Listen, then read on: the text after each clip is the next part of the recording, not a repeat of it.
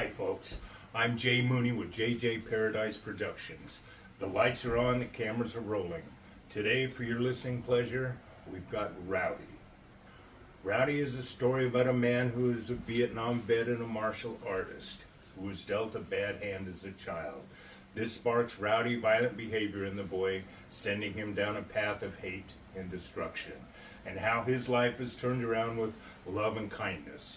He meets and befriends Bruce Lee and Chuck Norris and comes face to face with his own worst enemy and confidant, himself. That's when the healing begins. Welcome. This is Rowdy Chapter 1, Best Friends. The build-up to this night had been enormous, a long time coming. It was the end of summer. Johnny Angel plays and plays in the background events about to unfold. Time had led us to the city basketball finals. Next step, state. Everyone talking up their team, as well as the superstar of the game that night, Wayne Wilson. He was going to take us all the way, the people in the know would say. He could be the best playing center we have ever seen. Even though this was only a junior high game, the enthusiasm was warranted. This kid was good, really good, as well as real tall and handsome. A high scorer every game and dunked at will. Scouts already looking, saw great potential in the young man. The future looked bright. Wayne, a head taller than the rest, looked high school on the floor. Some would even say, just imagine what he would look like in high school. Everyone wanted to be friends with Wayne.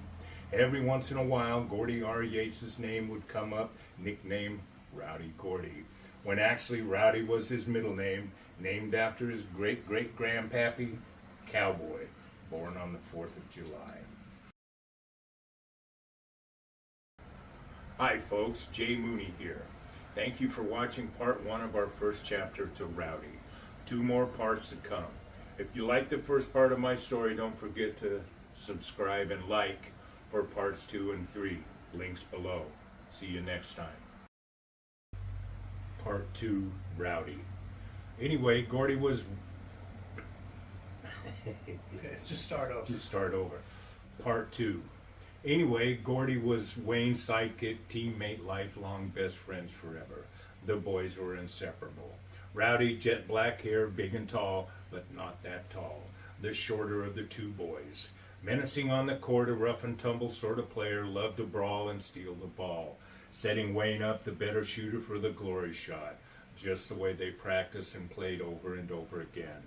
Well, the day went by as days do. The final buzzer sounds. The game over. Just as predicted, it was a landslide win, thanks to Wayne. The crowd rushes to the floor, praise and admiration fills the air. Oohs and ahs, excitement overwhelming. Even the other team and their supporters rush to embrace the MVP. The crowd moves as one, carrying Wayne on their shoulders as they move towards the MVP trophy with Wayne's name already engraved on it in big bold letters. The winning team gathers on the stage, all jumping with joy, I might add, arms raised in celebration. The team waiting to accept the game-winning trophy, not yet engraved out of respect for the other team, I suppose.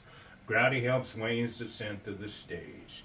The coach hands Wayne the mic, and the most humblest speech you ever heard, the honor student and MVP of the game simply says, thanks. Giving credit to his teammates, but mostly to his friend Gordy. Thanks, guys, gotta go. His teammates right by his side like always. The lights fade as the flashbulbs pop. Wayne gives Gordy the nod. Come on, Gordy, let's get out of here. Good game, buddy. The boys hit the door running side by side like always. It had been raining, lightning, and thunder. The wind blowing quick as the boys run from the arena. Clouds part, the skies open and clears as the sun says goodbye one last time, as it falls off into the distance to the short side of sunrise. Due to the storm, mostly the wind, branches drooping over the tops of the fences lining the back alley leading to the boys' backyards. Raindrops glistening on the tips of leaves as the last glimmer of light disappears into the night. The boys approach the gate to Wayne's backyard. Gordy, leading the way, makes mention, "Hey Wayne, it looks like the lights are out in our houses. No back porch lights, no nothing. Due to the storm, I guess." Utility trucks, lights flashing, coming to a stop in the front of the boys' homes to assess the damage. the lights adding to the effect of the evening. Whew, you could feel the electricity in the air. Gordy takes a few steps forward. Part 3, Rowdy. The boys getting excited all over again. Wayne blurts out, "What a great day. We could have a sleepover in," but is cut short and unable to finish his sentence. Gordy, happy and laughing, turns to his friend, totally unsuspecting the horror he was about to see. What? Gets stuck on his lips as his mouth drops, eyes wide open. The reflection in his eyes revealing the scene he's seen. No words spoken.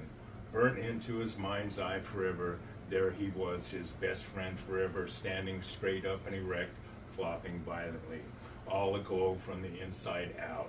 The light from his glow silhouettes a low-hanging wire lassoed around the top of Wayne's forehead. The amps killed him instantly. Gordy, without thinking, takes a couple of steps back, tucks down, lunging forward, crossbodying his friend off the wire. As Gordy tumbles and rolls to his feet, his friends melted and stuck to Gordy's clothing like some weird shrine. Wayne lays there smoking. It is said Wayne died the way he lived, a head above the rest. As fate would have it, because Gordy was a head shorter than Wayne, he was able to walk under the wire that night, haunting him forever. No one could explain, but from then on, Gordy went by his middle name, Call Me Rowdy, backing it up with violent behavior. Over and over again, Rowdy wakes up from the same dream that always turns into the same nightmare. Rolling out of bed in cold sweat, screaming, "Why? Why? Why wasn't it me?" The guilt overwhelming. Mom comes running, giving what support she could, though not every night like in the beginning. The only thing that changes through time and the years is Rowdy's image gets older and bigger, changing with time. Wayne never changes. Thank you, Jay Mooney from JJ Paradise Productions.